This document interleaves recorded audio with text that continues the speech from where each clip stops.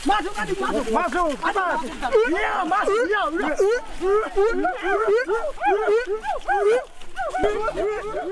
Kayu besi rawa sepanjang 17 meter ini disiapkan untuk membuat salib. Melihat panjangnya, timbul pertanyaan, siapakah yang akan disalib? Siapapun itu, pasti sesuatu yang lebih besar dari mereka. Tapi Frankie Woro, Casimilus Awe, dan warga suku Auyu di Papua Selatan ini tak akan melukai siapapun. Mereka memakai salib ini sebagai tanda perlawanan.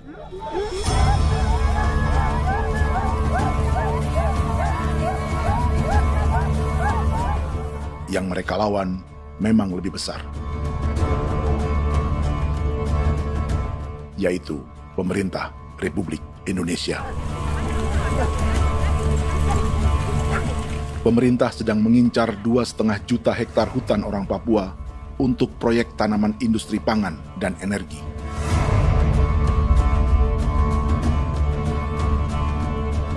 Ratusan kilometer dari salib orang-orang Auyu itu, orang Muyu sedang menyiapkan gerakannya sendiri. Tapi kali ini dalam bentuk sebuah pesta. Pesta yang disiapkan oleh marga Kimco Jinibju selama 10 tahun.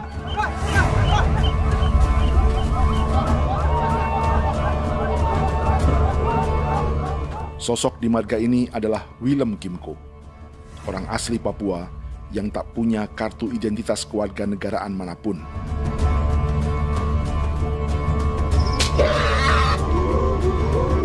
Pesta adat ini sudah cukup langka.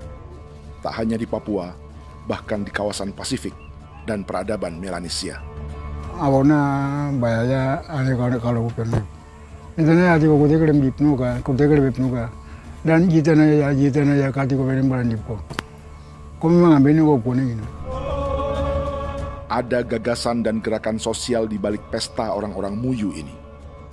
Sama dengan gerakan salib merah yang dimulai orang-orang Auyu. Salib ini akan menjadi yang terbesar dari 1.800 salib merah yang telah ditancapkan berbagai suku di Papua Selatan dalam 10 tahun terakhir.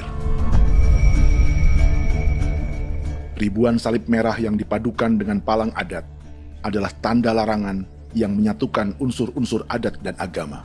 Kami percaya bahwa kalau memang kami sudah tidak mampu untuk menyelesaikan persoalan ini, dalam hal ini perusahaan tidak bisa masuk, berarti kami minta bantuan kepada nenek moyang dan Tuhan.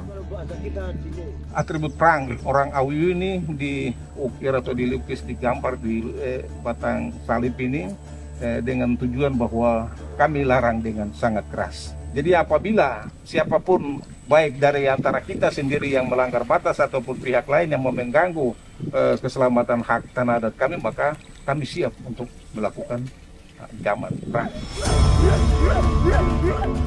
Salib-salib ini tidak ditancapkan di halaman-halaman gereja, melainkan di tanah dan hutan adat, di dusun-dusun sagu, dan di tempat-tempat yang disakralkan.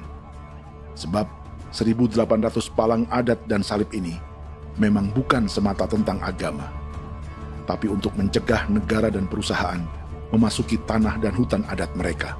Papua bukan negara kosong.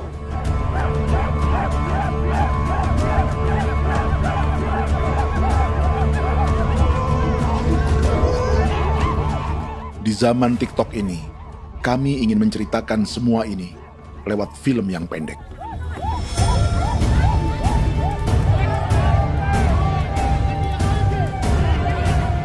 Tapi kami jelas gagal.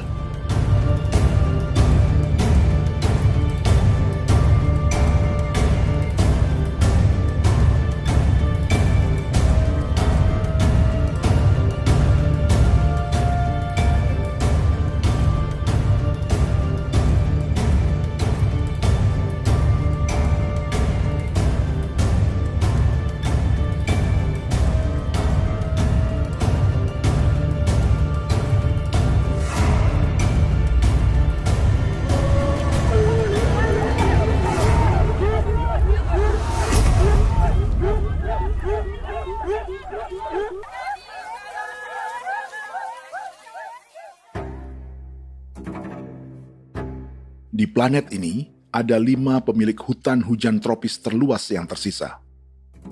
Kongo di Afrika, Brazil, Peru, Bolivia, dan Indonesia.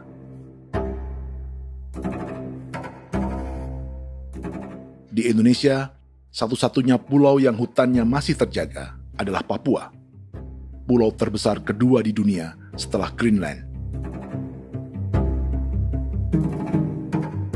Lewat sejarah kolonialisme yang panjang, pulau ini kini dikuasai 2 negara. Bagian barat oleh Indonesia yang juga dikenal sebagai West Papua, dan bagian timur menjadi Papua Nugini. Dan tepat di perbatasan ini, di bagian Indonesia, sedang terjadi proyek pemusnahan hutan terbesar di dunia.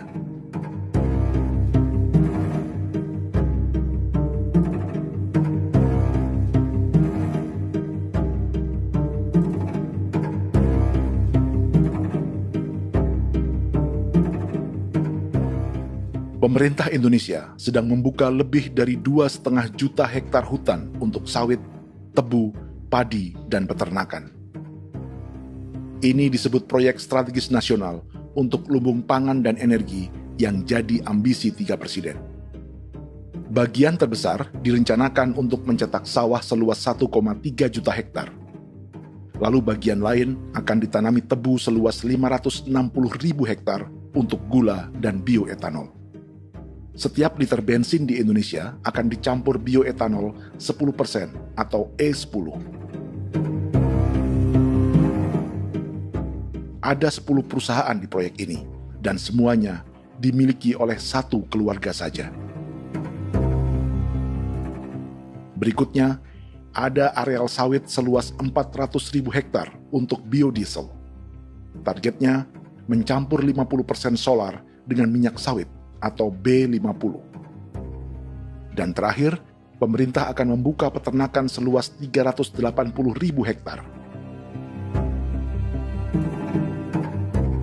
Jadi, apa yang salah dengan proyek pangan dan energi ini? 5 orang Papua dalam film ini akan menjawabnya.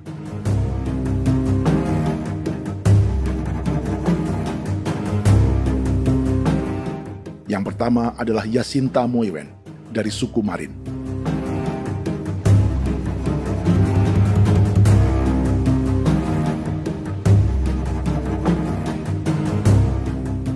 Yasinta dan warga di distrik Ilwayap di Merauke sudah menjadi korban. Hutan dan rawa sebagai sumber pangan dan ekonominya telah dihancurkan. Jalan sepanjang 135 km sedang dibuat, dan di kiri kanannya akan dicetak 1 juta hektar sawah. Mereka sulit menolak atau melawan. Salib sudah digeser, masih datang lagi dengan senjata mereka nih. Karena proyek ini juga dijaga tentara. Macam-macam senjatanya.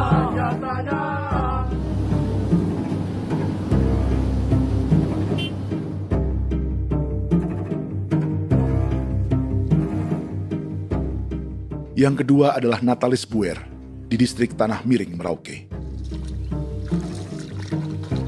Petani milenial ini merasa ditelantarkan. Sebab setelah hutannya diubah menjadi sawah, sebagian sawah-sawah ini tak tergarap.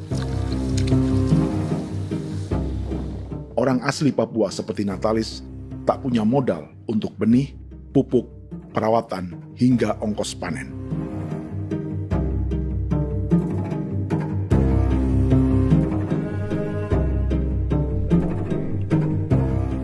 Orang ketiga adalah Vincent Kuipalo dari suku Yenan di distrik Jagebob, Merauke. Vincent dan suku Ye sedang menjadi korban. Hutan adat orang-orang Ye sedang dihancurkan untuk perkebunan tebu dan bioetanol. Tanah mereka juga diincar untuk markas-markas militer, pasukan yang akan menjaga proyek pangan dan energi ini.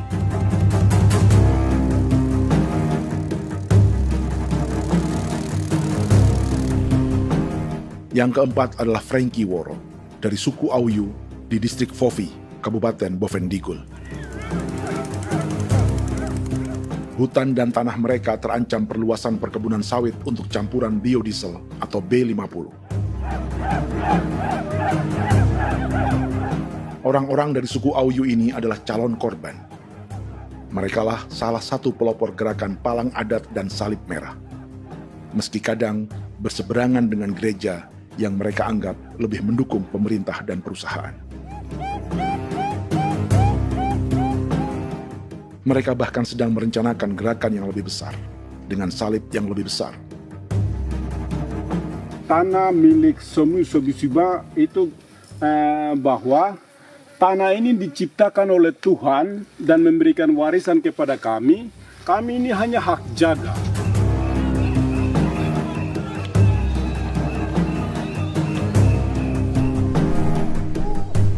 Sosok kelima adalah Willem Kimco dari suku Muyu di Bovendigul. Tokoh adat dari Muyu ini hidup di garis belakang proyek negara, sehingga belum menjadi korban. Tapi mereka sedang bersiap menghadapi segala kemungkinan. Tinggal di belantara dan perbatasan membuat sebagian mereka tak punya status kewarganegaraan. Tapi mereka telah hidup jauh sebelum ada Indonesia atau Papua Nugini.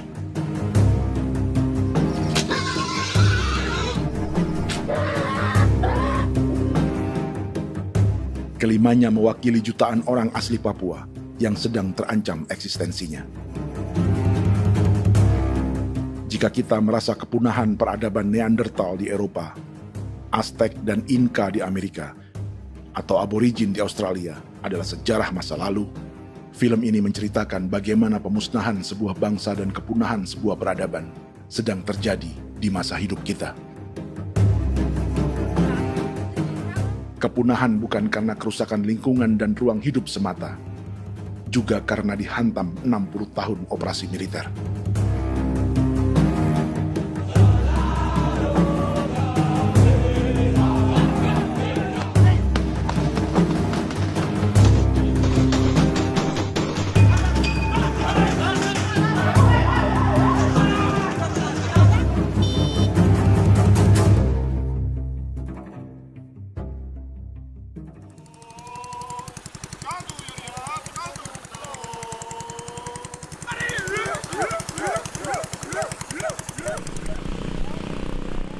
Frankie Woro dan orang-orang Auyu sedang berburu. Tapi lokasi perburuan mereka mulai dikuasai perusahaan perkebunan sawit.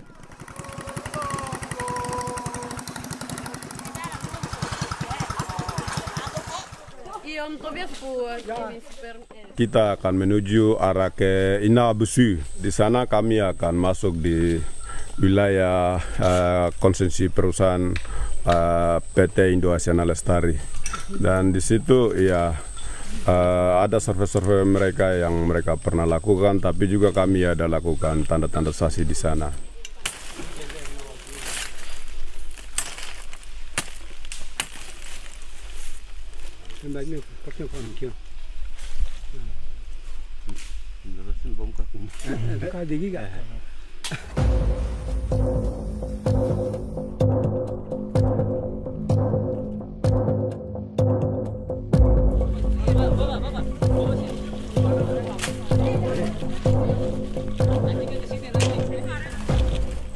Dapat dengan yang induknya, tapi karena induknya dia lari dan terlambat kerja, akhirnya yang bisa kita dapat dia punya anak ini saja. Ini kalau pakai bahan kayak asli.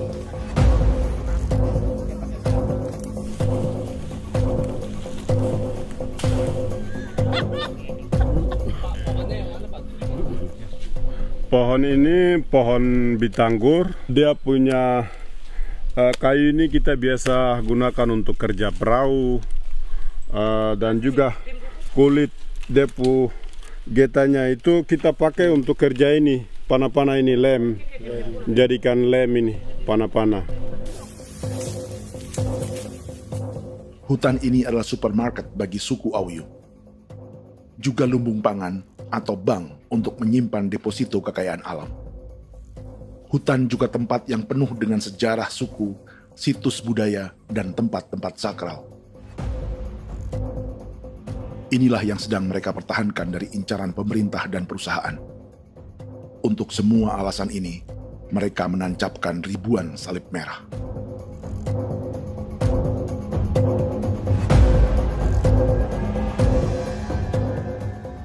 Tapi dari kampung, warga suku Auyu memberi kabar pada Frankie tentang intimidasi oleh aparat negara agar mereka melepas tanah ke perusahaan sawit dan berhenti memasang palang adat dan salib merah.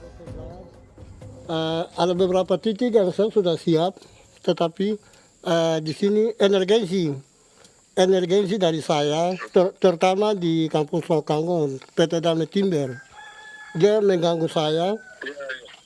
saya dengan menggunakan kekerasan maupun pihak hukum. Dan kemarin saya ada pernyataan penolakan secara resmi, tapi masih tetap dengan menggunakan pihak hukum untuk masuk, untuk harus dituntut saya untuk harus diterima perusahaan itu. Kita di situ ada 15 marga, tetapi 15 marga juga tidak setuju. Marga-marga siapa yang terima dan marga-marga mana saja yang menolak. Nanti kita lihat dari pertimbangan itu, dan di situ dan kita undang mereka untuk bicara dengan kami. Sebagai sosok yang aktif dalam gerakan, warga Auyu terus memberi informasi lapangan kepada Frankie yang tak selalu berada di kampungnya. Izin pernyataan yang mereka paksa saya untuk tanda tangan itu, tapi sementara saya tidak tanda tangan. Data semua ada di tangan saya. Ya. Baik, kalau gitu itu lebih bagus karena tanda tangan itu yang berbahaya. Iya.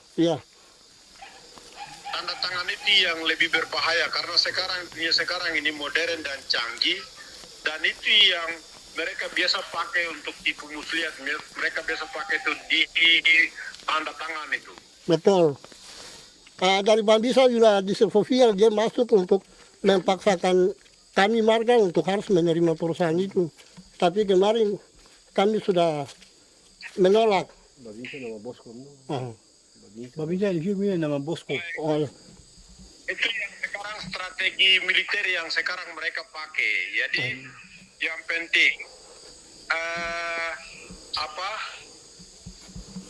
masyarakat itu yang benar-benar mau menolak siap dukung ketua marga siapa yang nanti tampil. Ini adalah peta konsesi sawit untuk biodiesel dalam proyek strategis nasional. Dan di distrik Fofi inilah, orang-orang Auyu hidup dari sungai dan hutan. Tapi Frankie di Bovendigul masih lebih beruntung. Setidaknya dibandingkan Yasinta Moyen di Merauke yang sudah kehilangan hutan dan rawanya.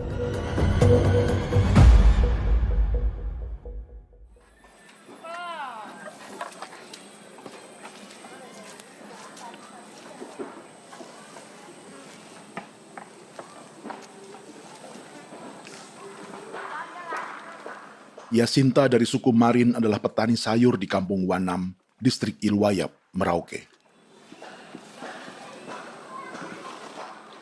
Memanfaatkan lahan yang ada, ia berkebun dan menjual hasilnya ke pasar kampung. Ini ekonomi warga di Wanam untuk menghasilkan uang, lalu memberi barang kebutuhan yang tak bisa mereka produksi sendiri. Tapi kehidupan sebenarnya ditopang oleh ekosistem hutan dan rawa. Inilah sumber pangan utama dan peradaban mereka.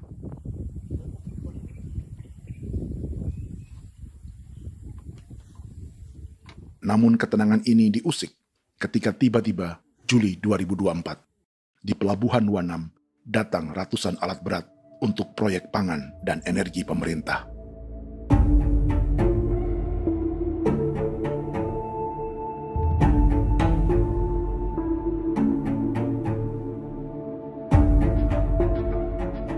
Kami masyarakat setempat kami tidak tahu.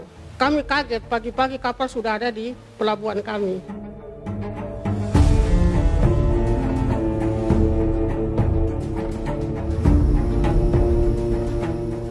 Yasinta Moywen atau Enrika Gebze dan warga lainnya tak pernah diajak bicara atau dimintai pendapat. Seakan-akan Papua adalah tanah kosong.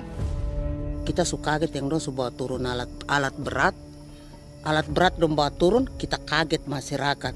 Dorang subongkar itu kayu-kayu.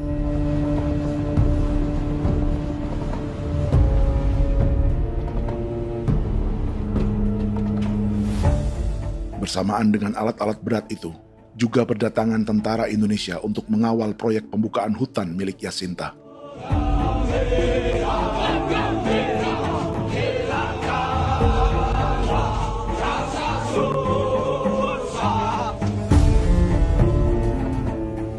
Ribu alat berat didatangkan dari Cina ke Papua oleh perusahaan bernama John Lin Group sebagai kontraktor pemerintah.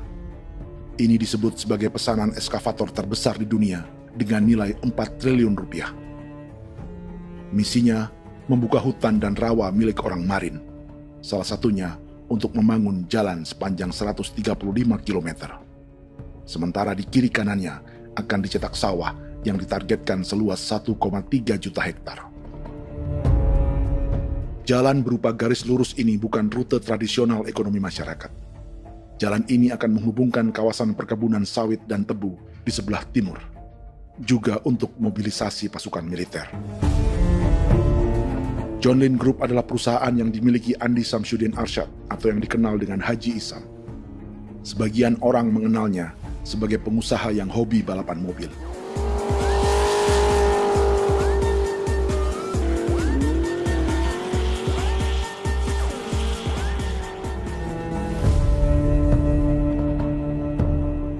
Tapi di Kalimantan, ia berbisnis batu bara, perkebunan sawit, pengolahan karet, penerbangan, perkapalan, dan biodiesel. John Lin Group kini juga menjadi pemilik perkebunan tebu dan pabrik gula terbesar di Indonesia. Sayapnya melebar dari Kalimantan hingga ke Bombana, Sulawesi Tenggara. Perkebunan tebu, pabrik gula, dan industri bioetanol inilah yang juga sedang dikembangkan di Papua.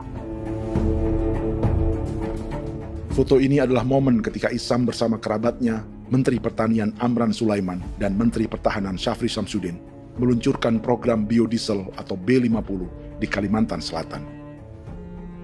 B50 artinya setiap 1 liter solar, 50%-nya akan dicampur minyak sawit. Perusahaannya, PT John Lin Agroraya, menjadi salah satu pemainnya.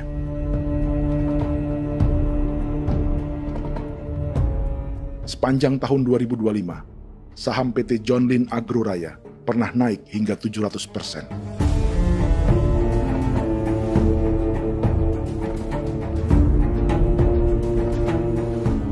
Perusahaan sawitnya yang lain, PT Pradiksi Gunatama, sahamnya bahkan pernah naik 4.000% hanya dalam 1 tahun.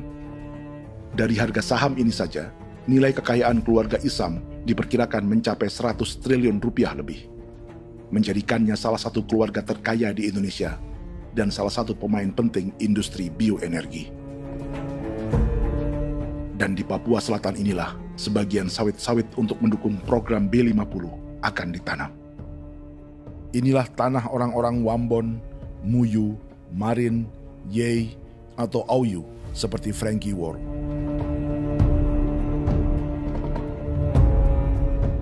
Haji Isam pernah menjadi tim kampanye nasional Presiden Joko Widodo dalam pemilu 2019 saat melawan Prabowo. Bintang Mahaputra Utama diberikan kepada Saudara Andi Syamsuddin Arsyad. Beliau berjasa luar biasa dalam mendorong pertumbuhan ekonomi daerah maupun nasional. Setelah menjadi presiden, Prabowo memberi gelar kehormatan Bintang Mahaputra Utama pada Isam.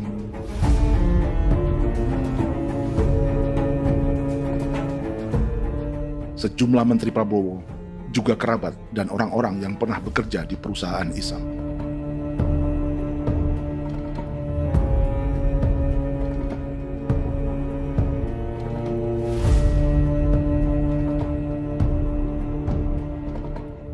Lawan sebesar inilah yang sedang dihadapi Jacinta di kampung Wanam, Merauke. Atau petani perempuan lain seperti Enrika Gebse. Jadi alam kita ini sudah rusak. Jadi kita itu biasa jalan dari sini tuh harus pasang jerat di situ, harus cari makan di situ lagi. Itu tempat-tempat itu pasang-pasang jerat, tempat babi, rusa, sekarang sudah tidak ada lagi.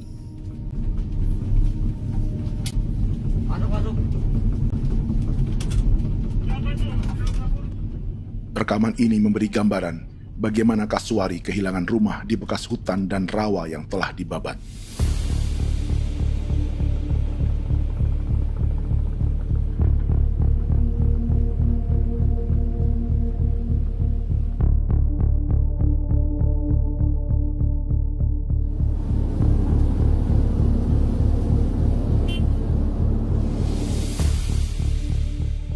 Keterlibatan tentara dalam proyek pangan dan energi di Papua memakai dalih bahwa ancaman terhadap negara kini tak hanya perang secara militer,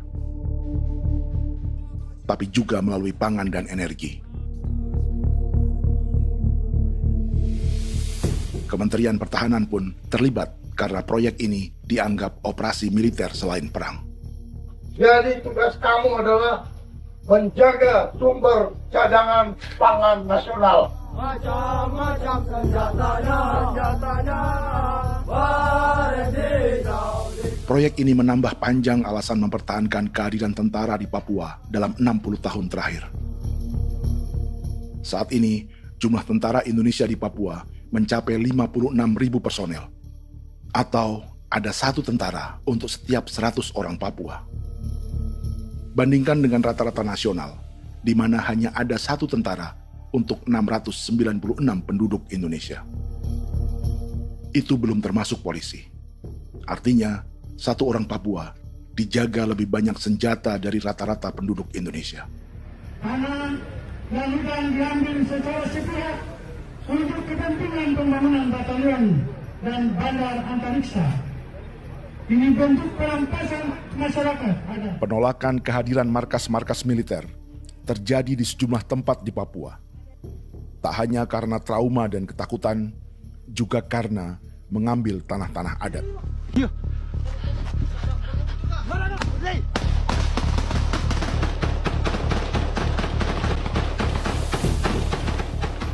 Salah satu alasan mengapa militer terus ditambah di Papua, karena masih ada perlawanan dari Organisasi Papua Merdeka atau OPM selama 50 tahun terakhir. Ayo. Tapi kekuatan militer OPM diperkirakan hanya 1.430 personel dan 360 pucuk senjata. Selebihnya, mereka menggunakan senjata tradisional.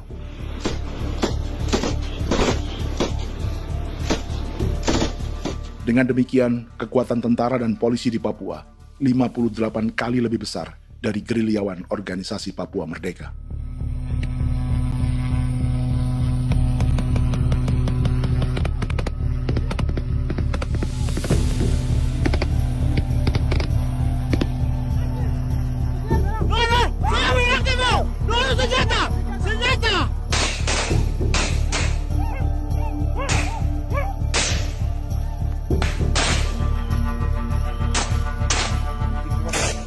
Sebagian tentara berada di garis depan pertempuran, tapi sebagian besar lainnya terlibat operasi non-tempur menjaga proyek pemerintah dan investor swasta. Seperti Batalion Infanteri Teritorial Pembangunan di distrik Jagebob, Merauke ini. Lokasinya bersebelahan dengan konsesi lahan tebu untuk gula dan bioetanol milik PT Murni Nusantara Mandiri. Baik perusahaan maupun markas militer, keduanya mengambil hutan milik suku Ye dari marga Kuipalo. Tapi dorong datang, tanam ini saja di sini, tanam papan nama ini. Victor Kuipalo menunjukkan apa yang terjadi. Jadi kita juga kaget ini. Nah, kalau ini papan nama ini memang, ini papan nama ditanam tapi bukan haknya mereka yang ini. Ini hak kami di sini, hak dusun kami, marga Kuipalo yang punya hak dusun ini. Setelah memasang patok, alat berat mulai bekerja untuk membangun markas militer di tanah orang Ye.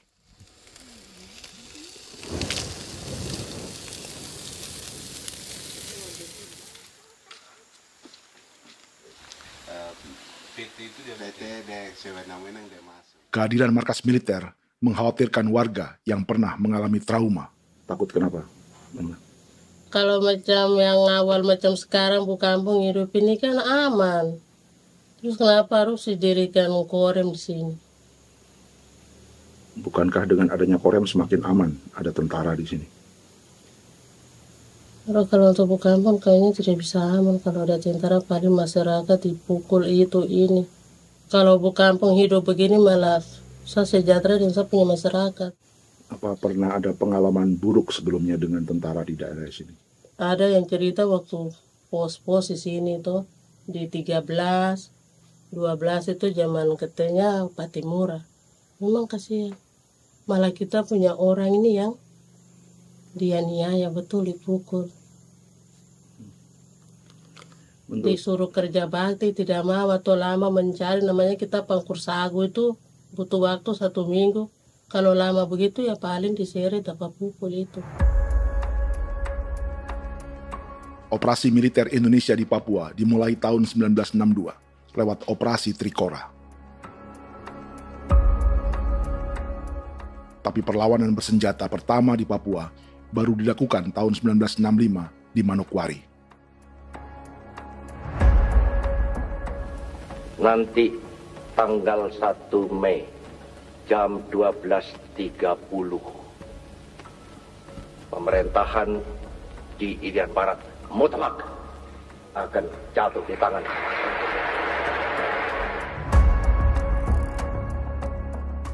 Sejak itu, selama 60 tahun, operasi militer untuk menaklukkan Papua terus dilakukan. Salah satu operasi militer paling berdarah adalah Operasi Wibawa untuk memenangkan Indonesia dalam jajak pendapat tahun 1969. 643 orang tewas di Paniai.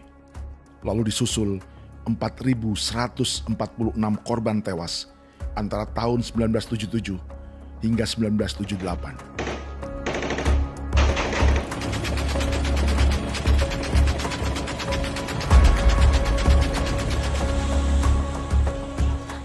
Operasi militer ini menimbulkan gelombang pengungsian hingga kini. Dewan Gereja Papua mencatat 103.000 orang menjadi pengungsi pada tahun 2025 dan nyaris tak diberitakan media-media Jakarta.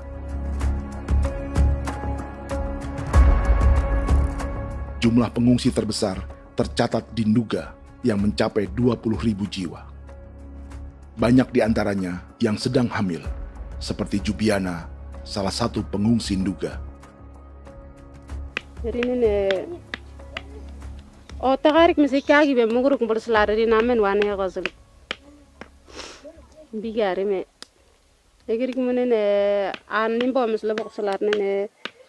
Wam dak yak lek prak nte oi kore bangal no so ndak lo yo nandam yanet ndang no yat nde nanen di ko nerwa membri wal marwa.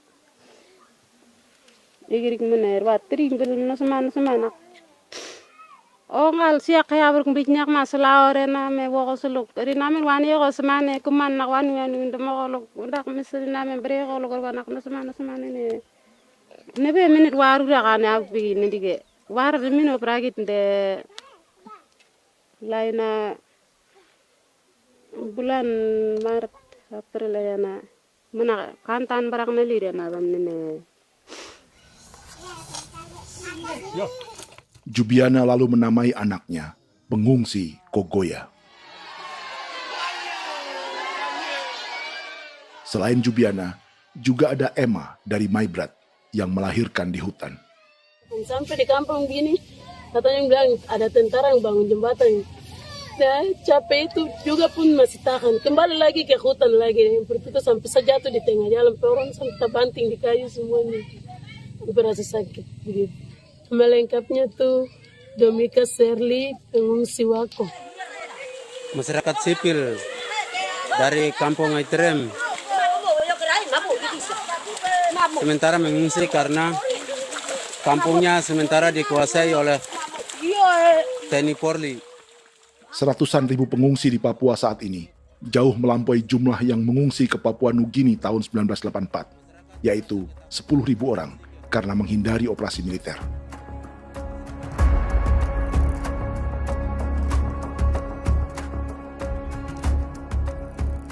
Bersamaan dengan operasi militer, eksploitasi sumber daya alam Papua juga dilakukan sejak masuknya tambang emas dan tembaga Freeport pada tahun 1967.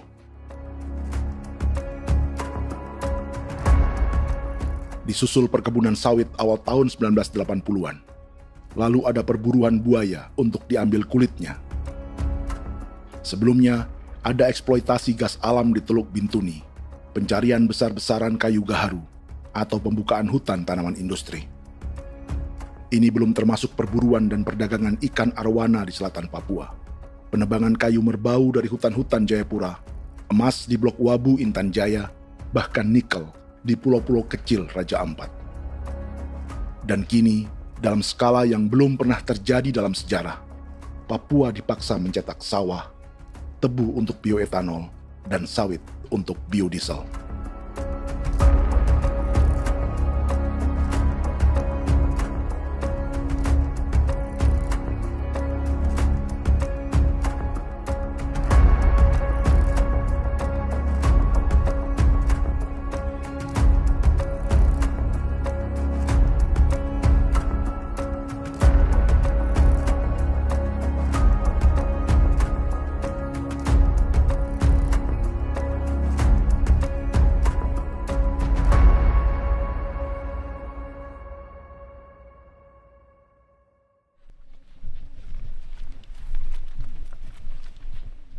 Inilah yang sedang menimpa keluarga Vincent dan Victor Kuipalo di Merauke.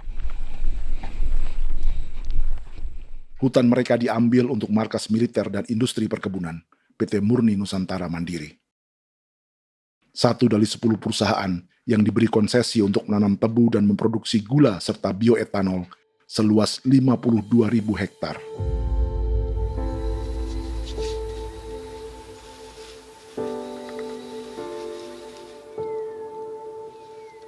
Perusahaan ini dianggap mengambil hutan dan tanah orang-orang Ye, terutama marga Kuipalo, yang memiliki hak adat terhadap 2.300 hektar hutan.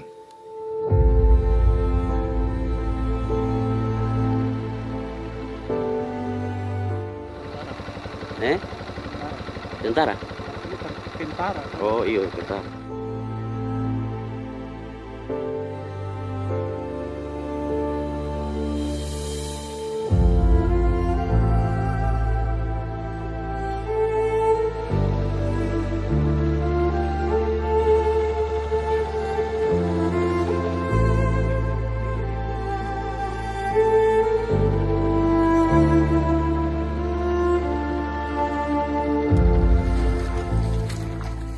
Keluarga Kuipalo sedang melihat apakah perusahaan semakin mengancam tanah mereka. Dan kekhawatiran itu terbukti. Iya, makanya tadi saya bilang ini dari sini saja dekat, ini sudah masuk di dalam ujung lapang ini. Ini hutan, yang ini hutan yang orang ada bongkar sekarang ini. Ini sudah punya alat sudah dekat ini. Dekat sekali ini. Ini di sini. Nacau, kelapa itu yang jalan lama, jalan setapak ini. Dari udara, terlihat alat-alat berat semakin mendekati tanah orang-orang Ye, marga Kuipalo.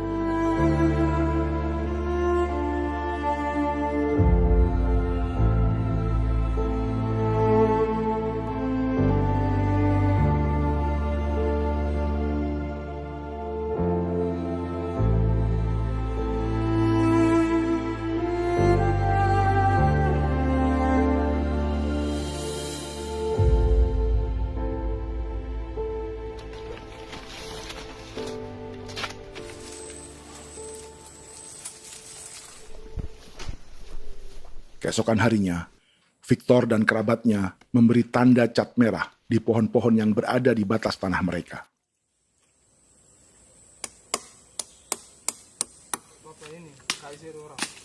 Tapi tanda peringatan adat ini tak diindahkan perusahaan.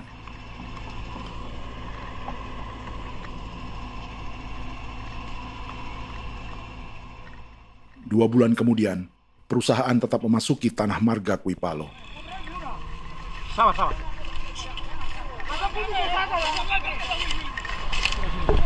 manusia, kau lihat. Tapi tidak sudah sakit hati sekali saya katakan tadi. Ini sama baik ini kalau tidak berubah lagi tangan. Kami juga punya tangan, hanya beda rambut. Mister itu juga. Woi, buka. Tidak.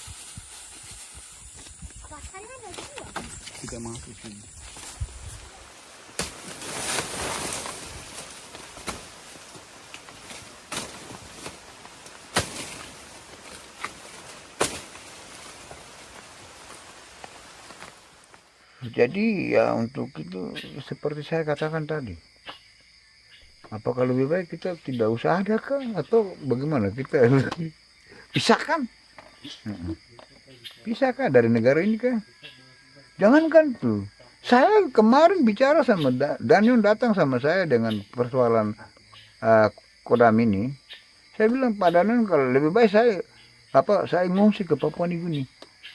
Dia bilang, aduh Bapak jangan begitu. Ya memang, kalau tidak bisa menghargai kami, lebih baik pilihan yang itu yang saya memilih. Lebih baik saya pindah dari sini. Saya mengungsi ke Papua Nugini, di negara tetangga. Masih di long. Apa?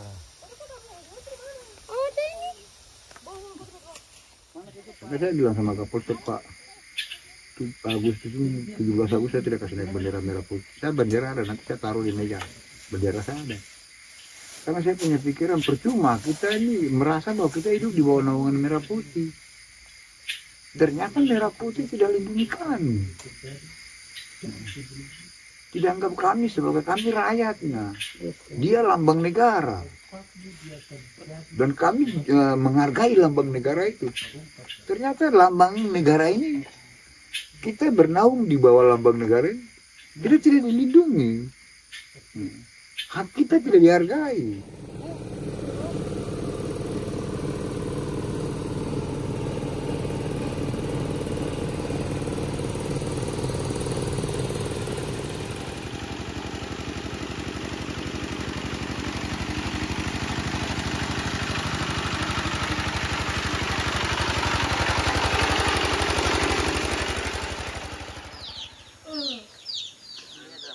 Marga Kuipalo dari suku Ye terus mendapat teror dan intimidasi agar melepas tanah mereka yang hanya dihargai Rp300.000 per hektar.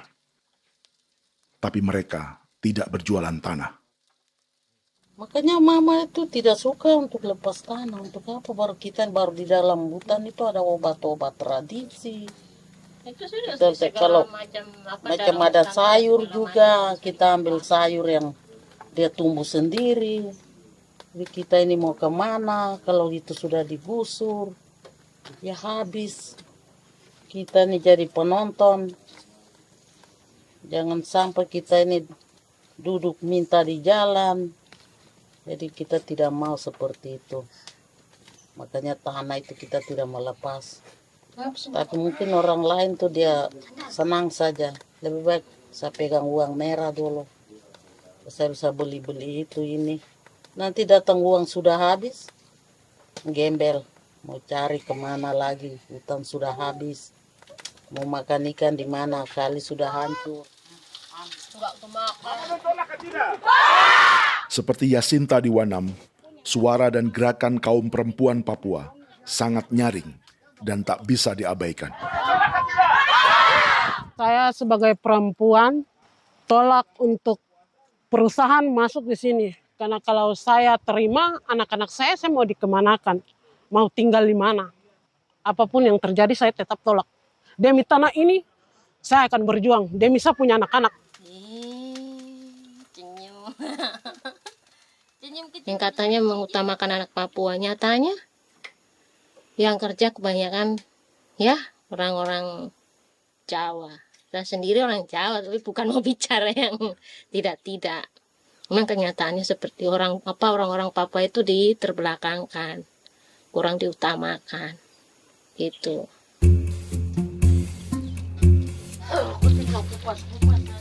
Proyek food estate seperti mencetak sawah, bukannya tak diikuti warga Papua.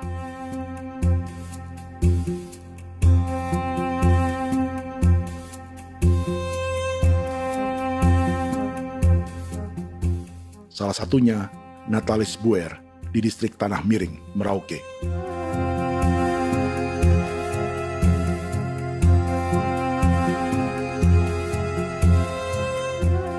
Setelah menghabisi hutan, pemerintah Indonesia mencetak sawah untuk tanaman padi karena beras mulai menjadi makanan pokok menggantikan sagu.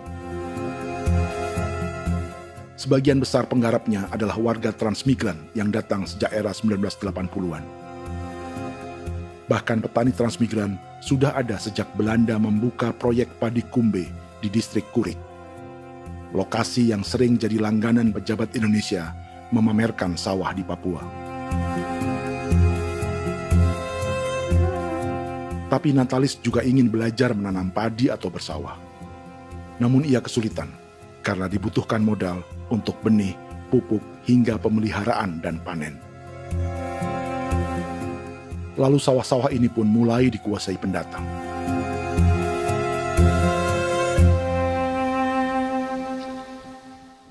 Tapi sejauh ini di kampung kami ini yang saya lihat memang ada kelompok kami punya di sini yang sudah tergabung dalam Gapoktan, kemudian masuk dalam optimalisasi lahan. Tapi baru saya anak asli yang punya lahan di sini. Mereka tidak punya. Pemerintah dalam hal ini adalah Kementerian Pertanian bersama-sama Kementerian Pertahanan yang dalam hal ini pada garis di bawahnya adalah TNI Angkatan Darat, memberikan support yang maksimal kepada masyarakat khususnya di Merauke dalam rangka. Saya kemarin habis 9 juta. 9 juta ya? Iya, 9 juta karena dia sudah tidak dipakai toh. Ya. Perempuan Papua seperti Filomina juga mau bertani.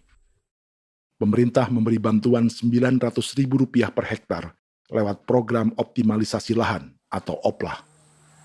Tapi dibanding biaya produksi dan harga jual gabah, Filomina mengaku berkali-kali rugi dan kini memutuskan tak lagi menggarap sawahnya. Terus kita harus cari uang untuk kombeng. Betul. Karung kita beli. Karung beri sendiri lagi. Tenda kita beli. Ini dari yang offline ini don tidak siapkan. Tidak ada. Tidak ada ya, jadi mama don sendiri. Itu yang saya udah bilang, 900.000. Itu modal untuk kerja sawah ini. Mulai dari kerja sampai nanti panen. Panen. Wih, ngeri sekali. Iya, lucu toh? Tidak dapat itu. Betul, Mam. Kalau disuruh tanam ubi berhektar-hektar, mari datang. Kita tahu cara rawatnya bagaimana, iya. Tanamnya bagaimana, tanam model bagaimana supaya hasilnya model begitu. Kita tahu. Kalau yang ini kan kita baru belajar. Sebagian hutan milik warga Senayu di Merauke sudah dibuka untuk sawah dan kebun tebu oleh PT Global Papua Abadi. Proyek pertanian ini dikerjakan oleh Kodim Merauke. Mereka melepas sebagian tanah karena ingin belajar bertani. Saya punya nenek moyang tidak ajar saya tanam padi. Tapi saya mau berubah. Generasi saya yang berikut ini besok lusa tidak bisa makan pisang, sagu. Namun program optimalisasi lahan yang dijanjikan dengan berbagai bantuan tak dirasakan Filomina. Obat rumput beli, obat padi beli, jonder kita bayar, bahkan bibit masih kurang, cari bibit lagi beli. Jadi saya memang kalau program pemerintah saya sama sekali saya tidak suka. Baku tipu saya.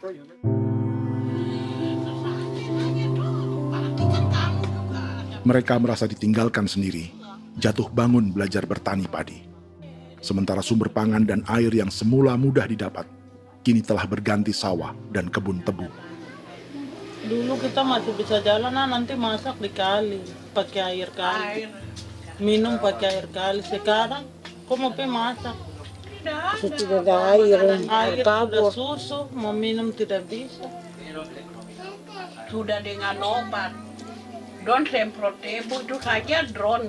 Drone yang semprot. Saya lihat di itu. Jadi kita bukan drone yang terbang di atas untuk disemprot. Iya, itu semprot obat. Dong lempar pupuk di bawah ya dia mengalir ke kali. Mengalir ke kali, ke rawa-rawa.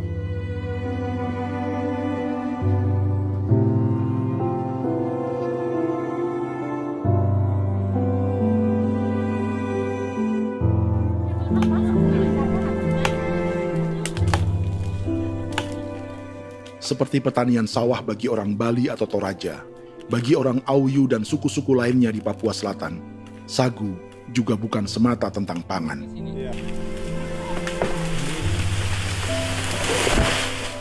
Bagi orang Auyu dan Marin, sagu adalah kerabat, sosok orang tua, sosok nenek moyang yang harus dijaga dan dilindungi.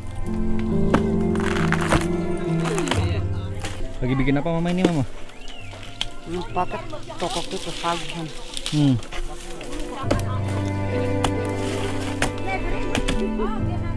Itu orang tua kami, orang tua nenek moyang kami yang korban dirinya kemudian menjadi pohon sagu untuk kebutuhan hidup kami.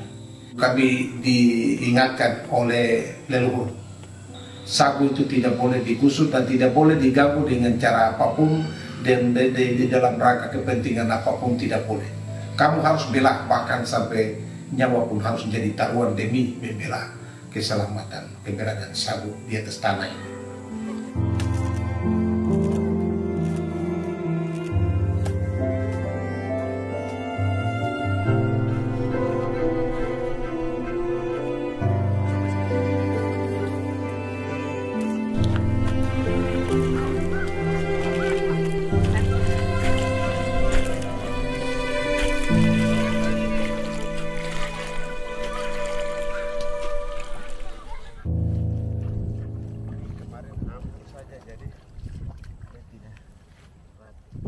Menurut Natalis, pemerintah di Jakarta mendefinisikan lumbung pangan semata urusan beras dan mencetak sawah. Sebenarnya orang Papua itu bukan tidak bisa bertani. Kami tanam ubi itu bagian dari pertanian.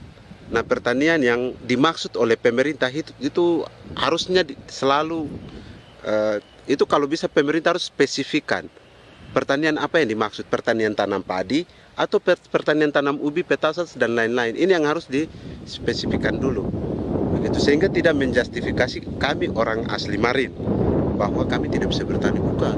Kami buka kebun besar-besar di sana, bahkan bermeter-meter, ratus-ratus meter pakai sekop, bukan pakai ekskavator, tapi ini pakai skop. Itu pertanian, begitu.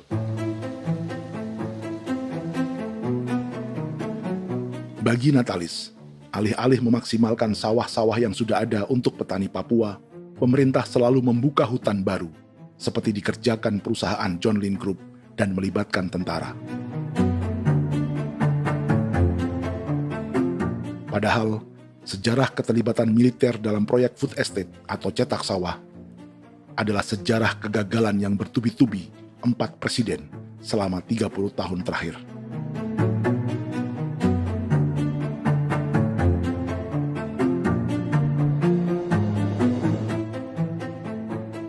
Papua bukan yang pertama menjadi proyek lumbung pangan yang melibatkan tentara.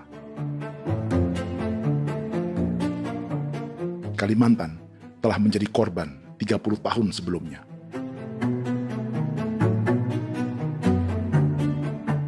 Ini adalah bekas hutan yang sudah dibuka di Pulang Pisau, Kalimantan Tengah. Tahun 1996, di era Presiden Jenderal Soeharto, ia menghabisi 1 juta hutan di lahan gambut untuk mencetak sawah demi memenuhi ambisi swasembada beras, bukan swasembada pangan. Hutan tropis Kalimantan dihabisi dalam skala yang belum pernah terjadi dalam sejarah. Di bawah rezim militeristik, tak ada yang berani melawan keinginan Soeharto, termasuk orang Dayak seperti Kuneng. Nggak bisa jalangi itu. Nggak boleh dihalangi.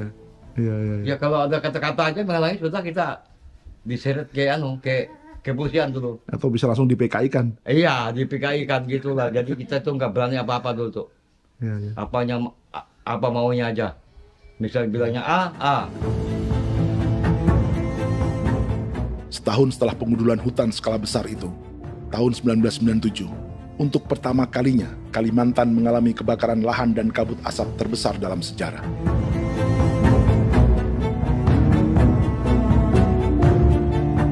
Sebagai ilustrasi, ini kondisi kabut asap tahun 2015.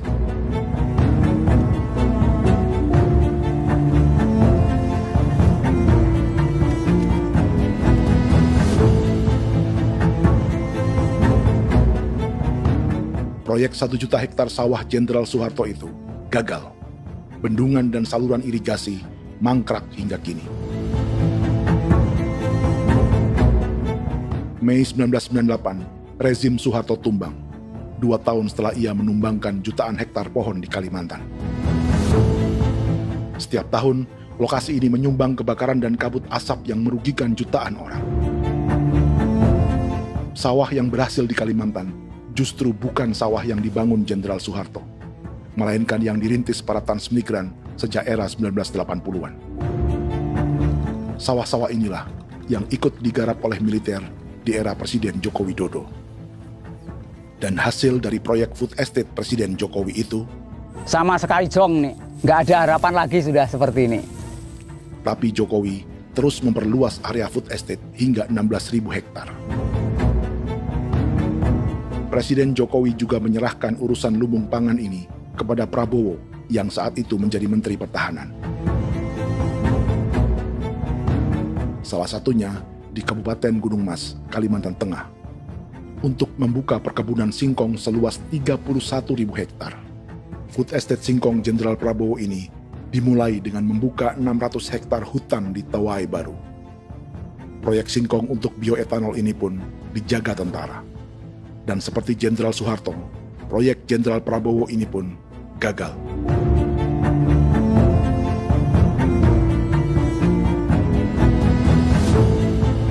Dengan reputasi ini, Joko Widodo dan Prabowo justru sedang membuka 2,5 juta hektar di Papua.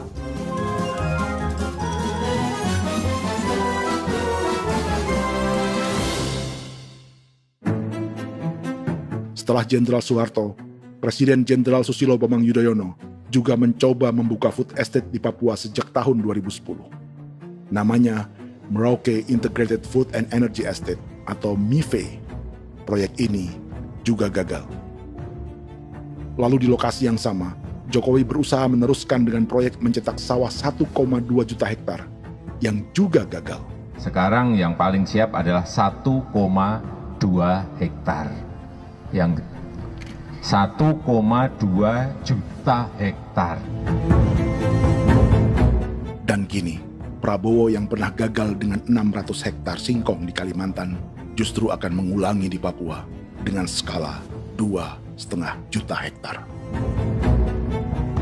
Di daerah Papua pun harus ditanam kelapa sawit supaya bisa menghasilkan juga BBM dari kelapa sawit. Dalam setiap proyek pangan dan energi di Papua, yang lebih menonjol bukan tanaman pangannya, melainkan untuk energi atau bahan bakarnya. Sawit untuk biodiesel dan tebu untuk industri bioetanol. Ada 10 perusahaan yang diberi konsesi hingga 0,5 juta hektar untuk tebu. Dan 10 perusahaan itu dimiliki oleh satu keluarga saja.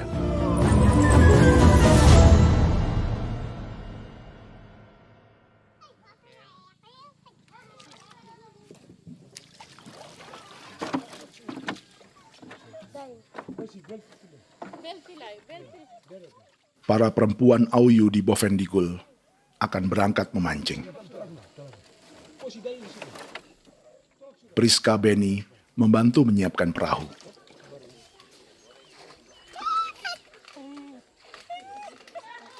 Mereka akan mengumpulkan bahan pangan di hutan untuk persiapan acara penancapan salib merah berikutnya.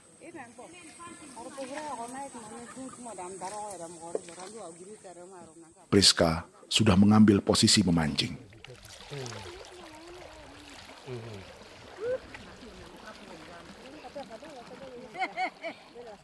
1.800 salib merah telah dipasang di wilayah adat berbagai suku di Papua Selatan untuk menghalau perusahaan sawit dan tebu.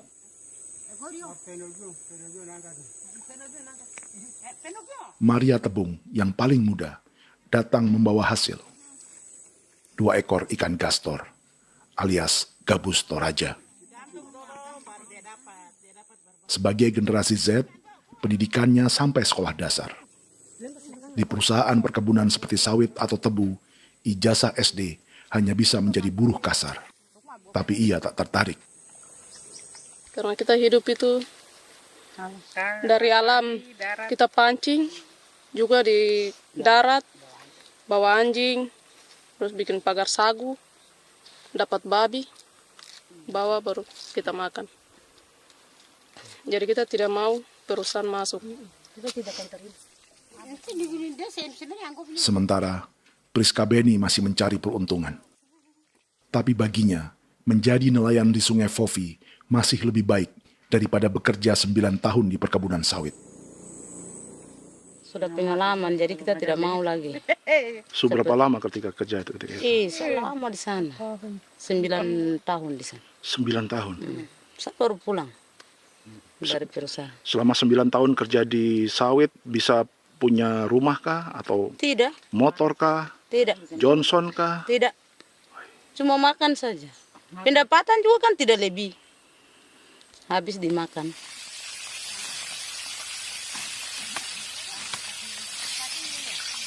Satu minggu libur berapa hari?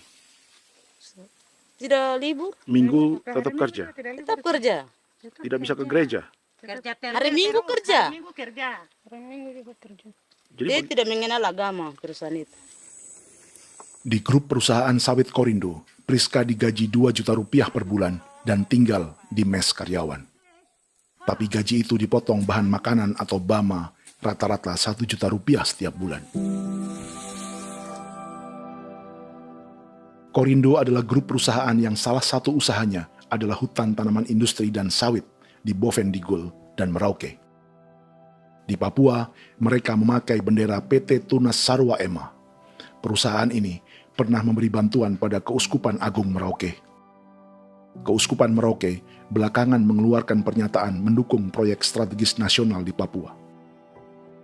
Umat Katolik yang memprotes sikap gereja tersebut ditangkap polisi. Jadi selama 9 tahun tidak bisa nabung? Tidak. Makan saja. Makan saja. Makan saja. Menabung bagaimana keperluan banyak. Tidak sampai.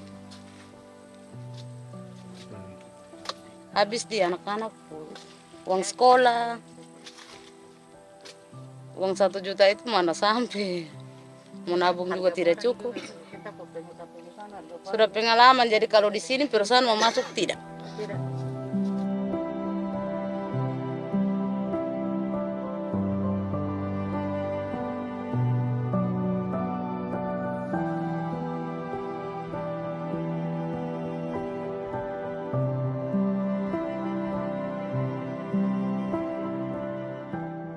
Dan menu makan siang seperti ini agaknya sulit bagi buruh sawit atau tebu yang digaji 2 juta rupiah per bulan. Generasi Z seperti Maria Tebung atau generasi milenial seperti Priska Beni punya matematika ekonominya sendiri. Sawit untuk biodiesel atau tebu untuk bioetanol tak akan ada bedanya bagi mereka.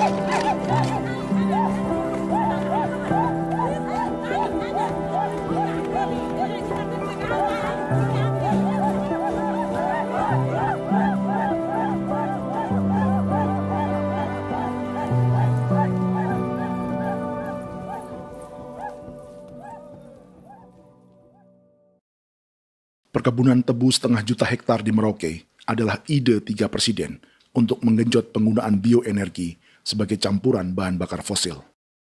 Selain swasembada pangan, swasembada energi di daerah Papua pun harus ditanam kelapa sawit supaya bisa menghasilkan juga BBM dari kelapa sawit. Juga tebu menghasilkan etanol. Singkong, kasava juga untuk menghasilkan etanol. Bioetanol adalah bahan bakar nabati atau tumbuhan yang dapat dicampur dengan bensin. Sama dengan program biodiesel yang mencampur solar dengan minyak sawit. Pertamina saat ini sudah menjual BBM bioetanol dengan campuran 5% yang dipasarkan dengan merek Pertamax Green 95. Tapi pemerintah ingin menaikkan kadarnya menjadi 10% atau E10. Maka ke depan kita akan mendorong untuk ada E10. Kemarin malam sudah kami rapat dengan Bapak Presiden. Bapak Presiden sudah menyetujui untuk direncanakan mandatori 10% etanol. Idenya untuk mengurangi ketergantungan pada bahan bakar fosil yang diimpor dan menimbulkan polusi.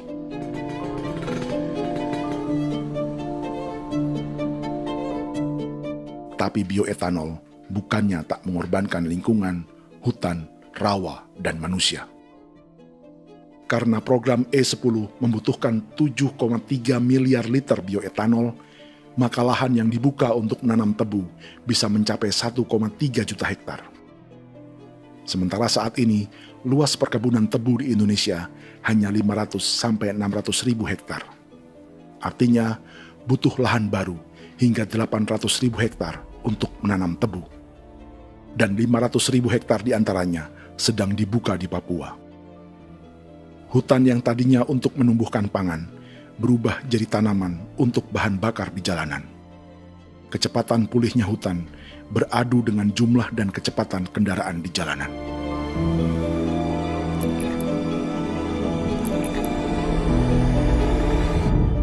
Dahaga terhadap energi tak pernah bisa dipuaskan. Setelah minyak sawit untuk biodiesel, dunia kini merambah singkong, jagung, dan tebu untuk bioetanol. Benua Amerika, Eropa, sebagian Afrika, hingga separuh Asia kini mulai memakai bioetanol sebagai campuran bahan bakar.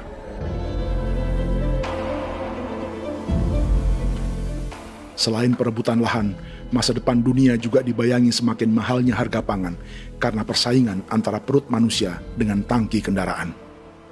Ini adalah lokasi perkebunan tebu dan bioetanol PT Murni Nusantara Mandiri yang mengancam tanah Vincent Quipalo dan orang-orang Ye di Merauke. Beberapa kilometer di selatan adalah PT Global Papua Abadi yang mengancam tanah orang-orang Muyu dan Marin.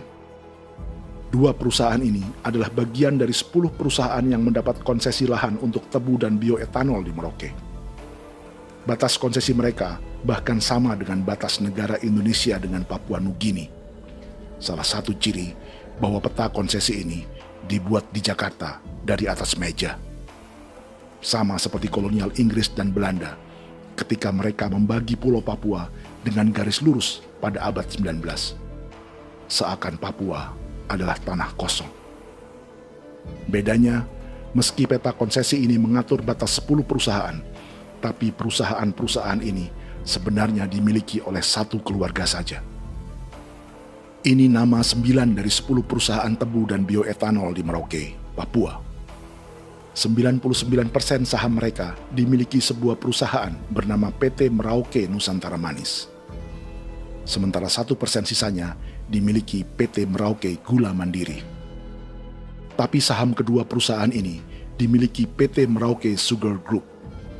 Dan perusahaan ini, 90% sahamnya dimiliki pengusaha bernama Angelia Bonaventure Sudirman, serta perusahaan bernama Zico Trust dan Resource Harvest. Lalu 10% lainnya dikuasai PT Papua Energi Abadi, yang pemiliknya adalah Dudi Christian dan Angel Madeline.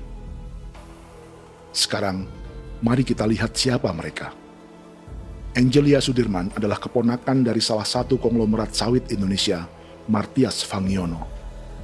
9 perusahaan di Papua ini berada di bawah bendera Merauke Sugar Group. Dan Merauke Sugar Group hanya satu dari 7 grup perusahaan milik keluarga Fangiono.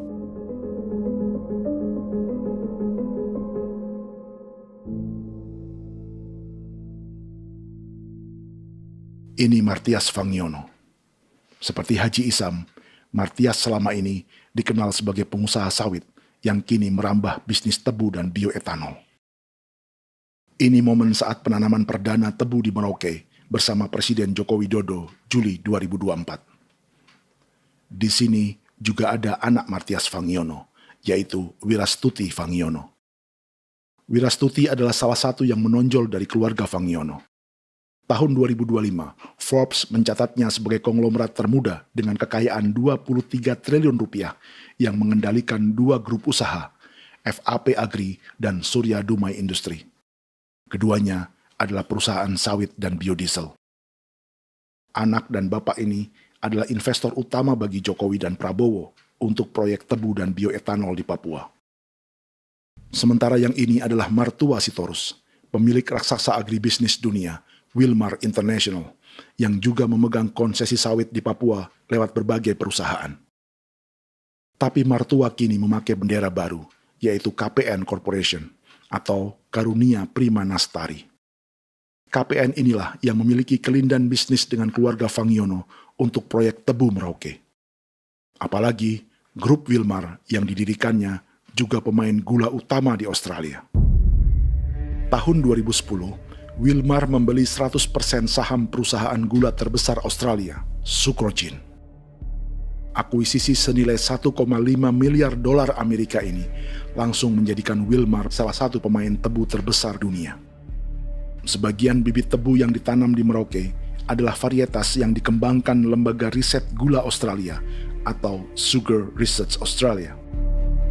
Sugar Research Australia lalu menjalin kontrak pengembangan bibit dengan PT Global Papua Abadi milik Fangiono. Tapi masalahnya, Sugar Research Australia adalah badan publik yang tugasnya memajukan petani tebu dan sebagian dananya berasal dari pajak warga Australia. Itu artinya, warga Australia membiayai pengembangan bibit tebu untuk investor dan pemerintah Indonesia.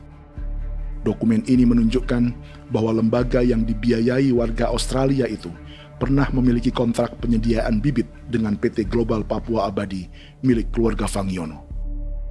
Kontrak itu baru berakhir pada November 2024. Artinya, saat Presiden Jokowi dan keluarga Fangiono menanam bibit tebu pada Juli 2024 ini, kontrak itu masih berlaku. Nama lain dalam keluarga ini adalah Siliandra Fangiono, yang pada tahun 2024 dijuluki Raja Sawit Termuda dengan kekayaan 39 triliun rupiah dalam catatan Forbes. Ia mengendalikan grup First Resources. Secara umum, keluarga Fangiono memiliki 20 perusahaan di Sumatera, 32 perusahaan di Kalimantan, 1 di Jakarta, 2 di Singapura, dan 25 perusahaan di Papua. Di Papua, perusahaannya tersebar dari Sorong, Mapi, hingga Merauke. Para politikus dan pejabat Indonesia terus membesarkan konglomerasi, meski Martias Fangiono pernah divonis 1,5 tahun penjara karena kasus pembalakan liar dan kebun sawit ilegal tahun 2007. Sementara tahun 2022, Wilmar terlibat kasus korupsi ekspor minyak sawit dan divonis mengembalikan kerugian negara 11,8 triliun rupiah. Tumpukan uang ini disebut sebagai pembayaran dari grup Wilmar yang diterima secara simbolis oleh Presiden Prabowo pada Juni 2025 lalu. Tapi peran raksasa biodiesel dan bioetanol dunia ini belum akan surut di Indonesia. Bahkan sebaliknya. Sebuah dokumen presentasi bisnis dari Wilmar International Limited pada tahun 2010 ini bisa menjadi petunjuk. Presentasi ini bagian dari proses pembelian 100% saham raksasa tebu Australia, Sucrogin. Dalam presentasi ini, Wilmar mengaku ditawari konsesi lahan 200.000 hektar di Papua, atau dulu disebut Irian Jaya, untuk menanam tebu. Dengan penerbangan hanya 2,5 jam dari kantor Sucrogin di kota Townsville ke Merauke, Wilmar akan mengawinkan bisnis gula dan bioetanolnya menjadi pemain dunia. Dan lokasi yang diincar oleh Wilmar adalah distrik Ilwayap di Merauke, kampung halaman Yasinta Moiwen. Dan persis disinilah, 14 tahun kemudian, ribuan eskavator John Lynn Group milik Haji Isam mulai membuka hutan sebagai kontraktor pemerintah. Presentasi dan gagasan ini dibuat oleh Wilmar pada Juli tahun 2010. Sebulan kemudian, Agustus 2010, pemerintah Presiden Susilo Bambang Yudhoyono meluncurkan proyek Lumbung Pangan dan Energi Merauke atau Merauke Integrated Food and Energy Estate. Targetnya membuka lahan 1 juta hektar dalam 5 klaster yang masing-masing 200.000 hektar. Angka yang sama dengan presentasi Wilmar. 5 tahun kemudian, 2015, giliran Presiden Joko Widodo yang mau melanjutkan proyek pangan dan energi 1,2 juta hektar. Menjelang pensiun sebagai presiden, Jokowi kembali menggencarkan proyek ini dan melibatkan Prabowo sebagai Menteri Pertahanan. Jokowi lalu mendukung Prabowo sebagai presiden berpasangan dengan anaknya, Gibran Rakabuming Raka sebagai wakil presiden. Kini, setelah menjadi presiden, giliran Prabowo yang melanjutkan proyek bioetanol dan biodiesel dengan memobilisasi militer dan melibatkan pejabat-pejabat yang juga para elit partai koalisinya.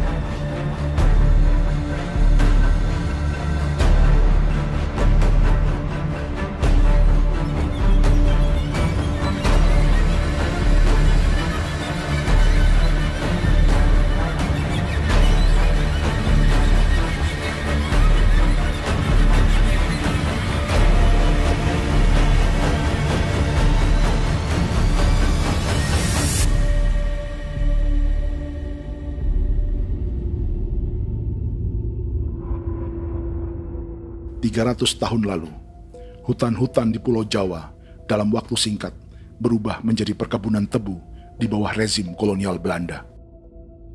Orang Jawa menjadi buruh dan petaninya dipaksa menanam tebu. Dari kolonialisme dan politik tanam paksa itu, Belanda memperkaya negara dan para investornya.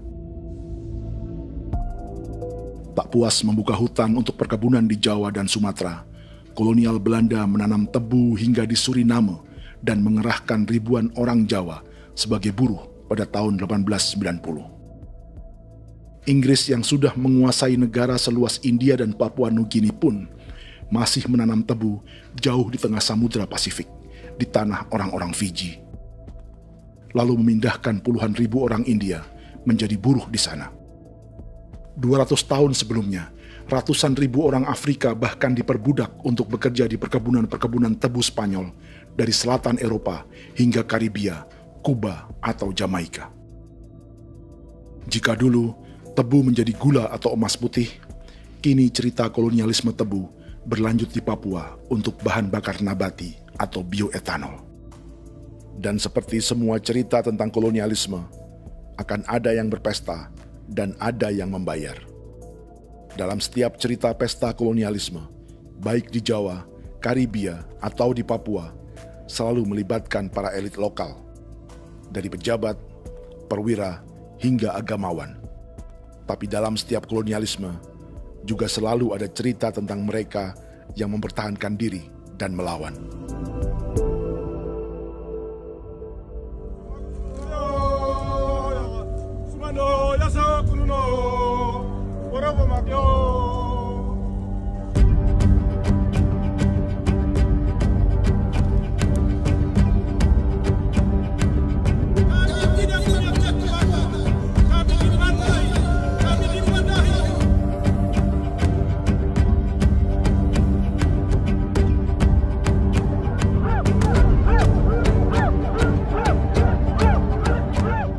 Dalam sejarah Gereja Katolik banyak pemimpin-pemimpin yang adalah, tanda petik itu adalah Judas juga. Jadi itu sudah pasti karena itu adalah manusia. Satu sisi sebagai manusia dalam perjalanan digoda, apalagi ada dalam posisi-posisi jabatan, ya mungkin banyak tawaran-tawaran lain, lalu disitulah terjadi pergeseran keberpihakannya kepada misi gereja tadi itu untuk umat, untuk mereka yang tertindas.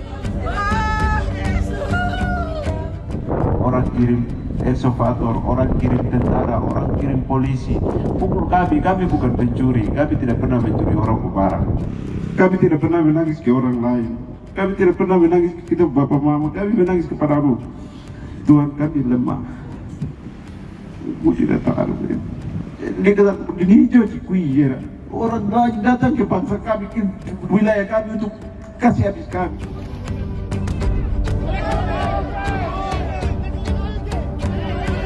Ya Hakimam Dehi, Ya Hakimam Dehi, Bono Ya Hadikul Dehi, Bono Ya Hadikul Dehi. Kita buat sasi seperti begini untuk menolak perusahaan apapun yang masuk di tanah kami. Kalau kita kasih, kita bikin rusak sekarang, kita punya generasi berikutnya mau dapat kemana? Jadi kita nyatakan sikap di sore hari ini, kami tolak.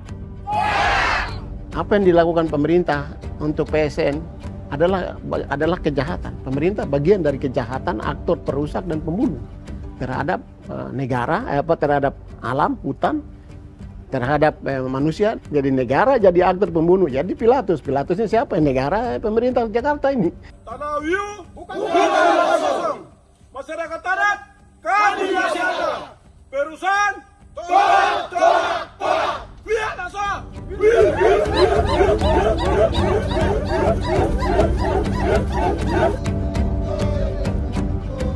Jika tanah adat dan hutan adat hilang, kami mau hidup di mana? Maka di sini saya mau bilang, negara jangan tipu-tipu kami lagi.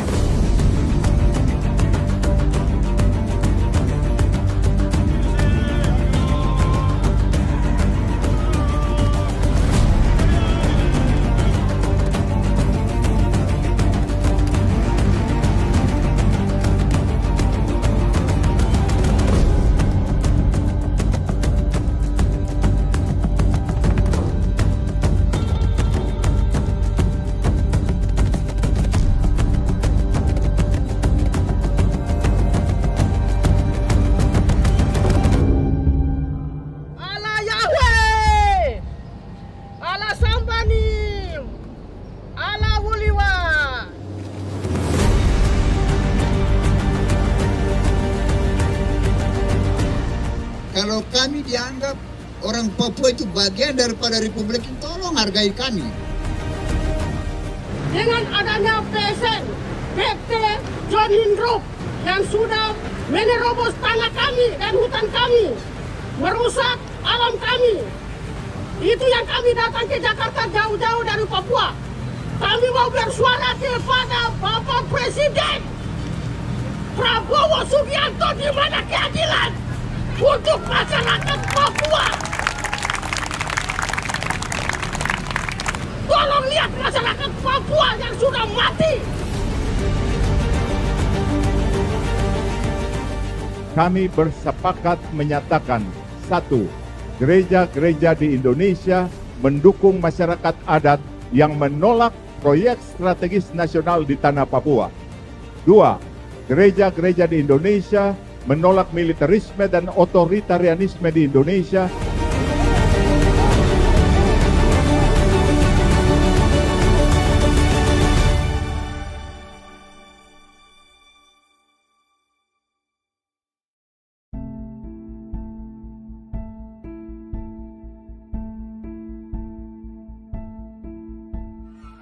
Kita sering merasa banyak hal buruk sudah jadi cerita sejarah.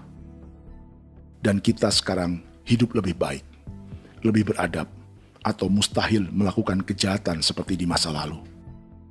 Kita tidak lagi menghukum mati orang dengan memenggal kepalanya. Kita menembaknya atau menyuntik racun agar tertidur dan mati. Tapi ada hal-hal yang tak berubah. Salah satu pembantaian yang kuat di ingatan kita adalah kejahatan Nazi atau genosida di Rwanda. Padahal pembantaian juga sedang terjadi di masa kita, seperti di Gaza, Palestina. Penghancuran sebuah peradaban seperti Indian di Amerika atau aborigin di Australia juga kita anggap masa lalu. Sekarang kita merasa lebih baik dan lebih toleran. Padahal proses penghancuran bahkan pemusnahan yang sama sedang terjadi terhadap bangsa Melanesia di Papua. Begitu juga dengan praktik kolonialisme. Kita merasa penjajahan seperti dilakukan Portugis, Inggris, atau Belanda sudah menjadi sejarah. Dan Indonesia tidak mungkin menjajah. Padahal itulah yang sedang terjadi dan dirasakan di Papua.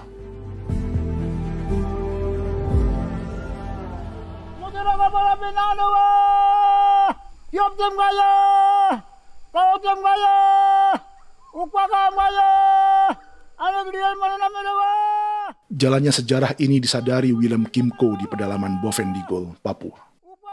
Hidup terpencil dan tak tersentuh urusan negara bukan berarti selalu aman.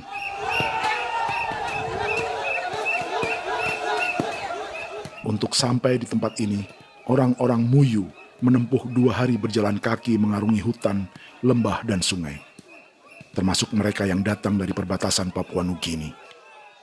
Mereka berkumpul untuk memenuhi undangan pesta adat yang disebut Awon Atatbon atau Pesta Babi. Yang mengundang adalah marga Kimco Jinipjo. Yang dituakan di marga ini adalah Willem Kimco. Ia tak punya kartu tanda penduduk dan kewarganegaraan manapun, baik Indonesia atau Papua Nugini. Tahun 1984, 10.000 orang Papua, terutama suku Muyu, mengungsi ke Papua Nugini untuk menghindari operasi militer Indonesia, termasuk Willem Kimco.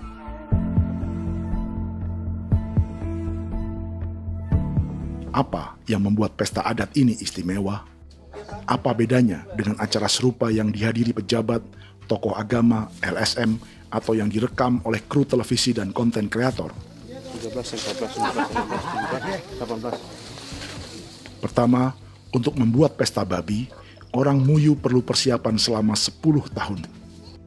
Sebab, babi-babi yang akan jadi bagian dari pesta ini tak boleh dibeli, alias harus dipelihara sendiri. Babi-babi ini bukan bantuan pejabat pemerintah, gereja, atau LSM.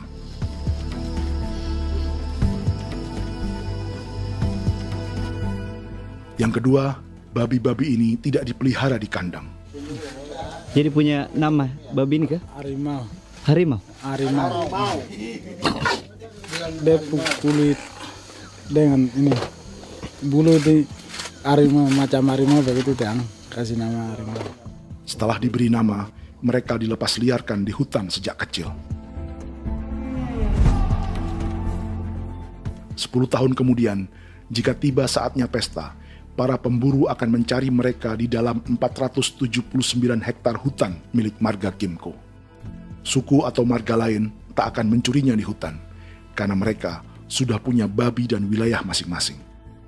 Itu artinya mereka harus tetap menjaga dan mempertahankan hutannya agar babi-babi bisa hidup. Demikian juga dengan lahan pangan mereka, yang menumbuhkan sagu, keladi, atau aneka sayuran.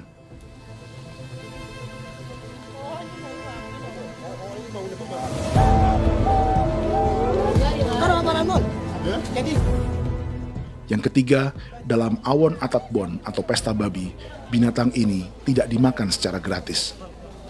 Setiap marga atau klan dalam suku Muyu akan membayar jerih payah tuan rumah menjaga hutan dan memelihara babi.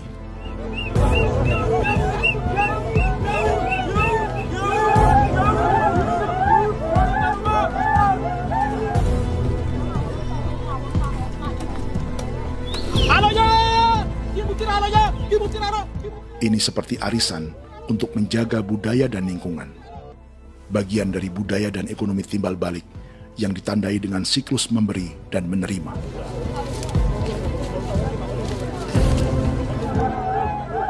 Ini juga cara orang Muyu membangun dan memperluas aliansi. Awon bet begul bet, ulan yau kando bet, atat bet anani, atat bet yang ligan ani, oh ado amten anani, menin itu nih jaga, kepo kemo kau di mana? Kepo kemo mayat nih. Kep tetek mau yang gol, kep kan bet bini ke iftore ben, nih ben nih tanah ya kadek nih, oke, kepo nanti kutu apa mau kepo kep pasar kutu orang nih. Kon keneman gini wani wani. Koko kati bolon jal bengo, koko kuning bolon jal. Jika Willem Kimco dan marganya bisa menjaga hutan dan wilayahnya, marga lain ikut diuntungkan sebagai sebuah ekosistem. Demikian juga sebaliknya.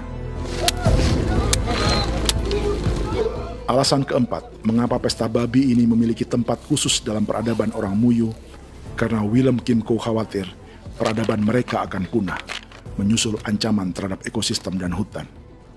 Setiap marga atau klan harus mengkonsolidasi diri dan membangun aliansi.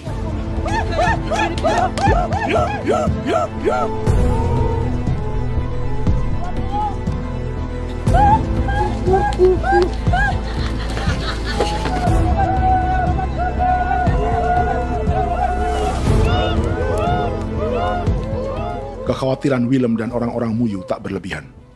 Ruang hidup mereka bersinggungan dengan proyek bioetanol dan biodiesel pemerintah Indonesia. Mereka juga tahu apa yang telah dan sedang menimpa suku lain seperti Auyu di Bovendikul atau Yainan dan Marin Anim di Merauke.